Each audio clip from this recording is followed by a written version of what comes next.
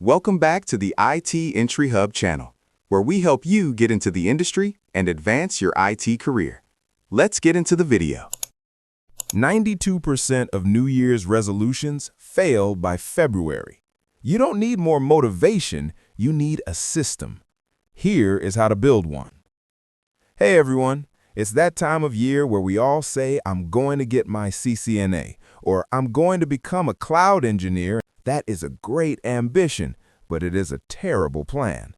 Ambition relies on willpower, and willpower is a battery that runs out. Systems, on the other hand, run on autopilot. In IT, we don't rely on hope to keep servers running. We build redundancy, automation, and protocols. Today, I'm going to teach you how to treat your career transition like an IT project. We're going to stop setting resolutions and start architecting a lifestyle system that makes getting hired inevitable. Let's debug the concept of a resolution. A resolution is usually a binary outcome: get a job. The problem is you don't control the outcome directly. You can't force a hiring manager to say yes. Focusing on the outcome leads to burnout because you don't see immediate results. In systems thinking, we focus on the inputs. An IT professional doesn't just stare at a screen hoping for 100% uptime. They implement monitoring, patching schedules, and backups. If you want to break into tech, you need to stop obsessing over the job offer and start obsessing over the daily protocols that lead to it.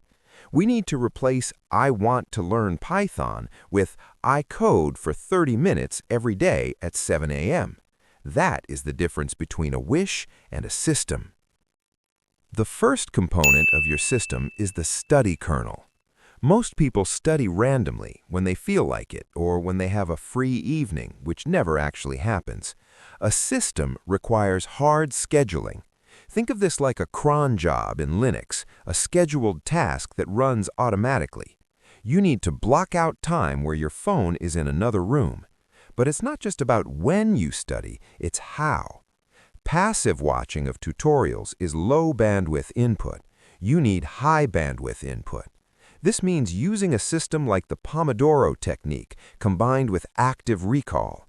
Watch a video for 10 minutes, pause it, and explain it out loud to an empty room like you're teaching a class. If you can't explain it, you didn't learn it. Your system should track hours of deep work, not just hours of watching videos. Create a spreadsheet. If you hit your weekly deep work target, the system is working, regardless of how you feel. Component number 2 is your lab environment. In IT, theory is useless without application. You cannot learn to swim by reading a book about water. Your system needs a deploy phase. I recommend a 2-to-1 ratio system. For every 2 hours of theory, you must spend 1 hour breaking things in a lab. If you're learning networking, Packet Tracer is your video game. If it's cloud, the AWS free tier is your playground. Your system needs a rule. I cannot move to Chapter 4 until I have built the project from Chapter 3. This prevents tutorial hell, where you feel like you're learning but can't actually do anything. Make lab time a non-negotiable part of your weekly architecture. When you're in an interview, they won't ask what videos you watched. They'll ask what problems you fixed. Your lab system builds those answers. Component 3, the documentation engine. In the enterprise, if it isn't documented, it didn't happen. The same applies to your learning. You need a knowledge management system. Whether it's Notion, Obsidian, or a simple physical notebook, you need a central repository. But here is the specific system I want you to use, the troubleshooting log.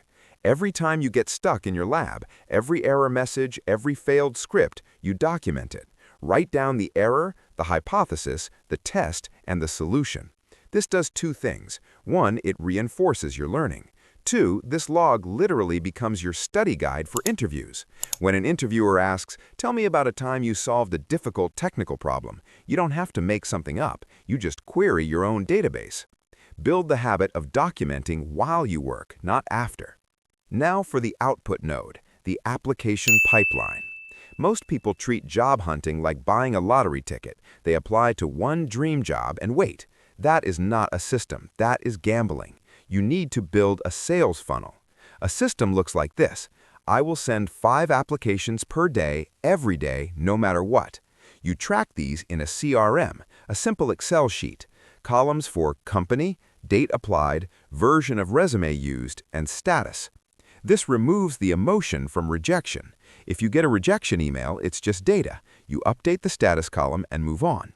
If you send 50 applications and get 0 callbacks, the system tells you that your resume module is buggy and needs patching. If you get interviews but no offers, your interview module needs work. Treating it like a pipeline allows you to troubleshoot the specific point of failure, rather than feeling like a personal failure. Once these systems are running, you do what any good admin does. You automate and optimize. Can you automate your study reminders? Can you use AI tools to generate practice quiz questions for you? Can you create templates for your cover letters so applying takes 5 minutes instead of 50? This is the IT way. You are constantly looking for ways to reduce friction. If you find yourself skipping lab time because setting up the virtual machine takes too long, the solution isn't try harder. The solution is leave the VM running or script the startup. Remove the friction that stops the habit. Your goal is to make doing the work the path of least resistance. Finally, let's talk about downtime. No system has 100% uptime. You will get sick, you will get tired, you will miss a day. The resolution mindset says, I missed a day, I failed, might as well quit. The system mindset says, server down, initiate reboot protocol. If you miss a study session, you don't spiral, you just acknowledge the outage and restart services the next morning.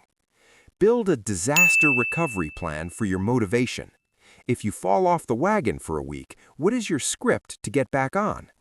Maybe it's watching a specific inspiring video or doing a very easy 10-minute lab just to get the green lights blinking again. Expect failure, plan for it, and it won't derail you. So forget the New Year's resolution. Here is your stack for 2026. 1. The study kernel, scheduled active recall blocks.